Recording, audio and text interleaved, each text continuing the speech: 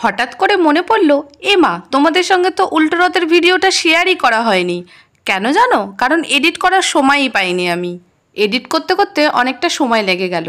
আমরা সেদিন চলে গিয়েছিলাম বাবুকে নিয়ে ওর পিপির বাড়িতে, কারণ পিপির বাড়িতে বাবু রথটা নিয়ে রেখে গিয়েছিল, আর এখান থেকেই নিয়ে যেতে হবে, তাই বাবু এসে ওর পিপিকে ডাকছে।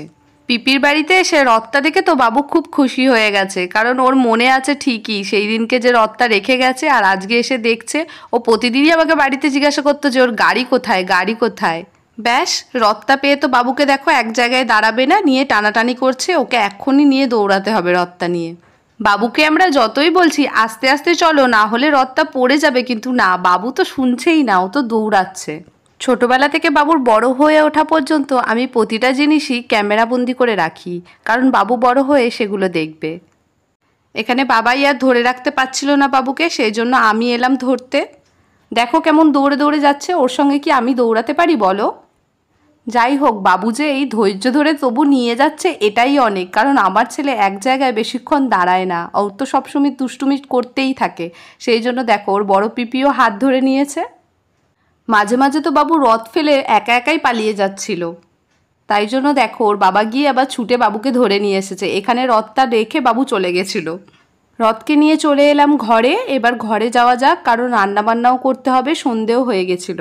বাড়িতে আসার পর খুবই খিদে পেয়ে গেছিলো, তাই জন্য তাড়াতাড়ি করে ভিডিও আর করতে পারিনি। এইটা বানিয়েছিলাম ঘুগনি, আর তার সাথে বানিয়েছিলাম ফুলকো ফুলকো গরম লুচি। দেখো কত লুচি করেছি। দুজনে মিলে যতটা পারবো খাবো, আর না হলে বাকিটা থেকে যাবে। সোজা রাতের দিন তো জিলিপি খেয়েছিলাম, সেই জন্য আজকে বর বললো আর জিলিপি খাবে না, ওর জন্য পায়েস করেছি। অনেকটাই পরিমাণে পায়েস করে রেখেছি, ফ্রিজে রেখে দেবো, অল্প অল্প করে খাওয়া হবে। চলো আর দেরি না করে বাবাইয়ের জন্য থালাটা সাজিয়ে দিই। এখানে লুচি, ঘুগনি আর তার সঙ্গে ছিল পায়েস। বাবাইকে খেতে দিয়ে দিই, বাবাই খেতে থাকুক, ওর খুব খিদে পেয়ে গেছে, আর তাড়াতাড়ি করে ওর জন্যই রান্না করা। আমি যেহেতু ডায়েট করি, সেই জন্য আমি মিষ্টি একদমই খাই না, শুধুমাত্র বাবাইয়ের জন্যই পায়েসটা করা। আর বাবুকে দেখো, আমরা বাবুকে একটা পিগি ব্যাংক কিনে দিয়েছি। ওটাও ছোটোবেলা থেকে ওর টাকা পয়সা যা পায় ও সব এতে রাখে, জমায়।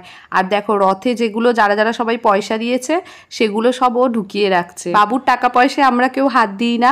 আর তাছাড়া বাবাই প্রতিদিন ওকে 15 টাকা করে দেয়, সেটা ও পিগি ব্যাংকে রাখে। এটা ওর খুব ভালো অভ্যাস। ভিডিওটা যদি ভালো লেগে থাকে তাহলে চ্যানেলটাকে লাইক, শেয়ার আর সাবস্ক্রাইব করে দেবে। চলো আজকের মতো এই পর্যন্তই, দেখা হবে তোমাদের সঙ্গে পরের ভিডিওতে। ততক্ষণ ভালো থেকো, সুস্থ থেকো, টাটা।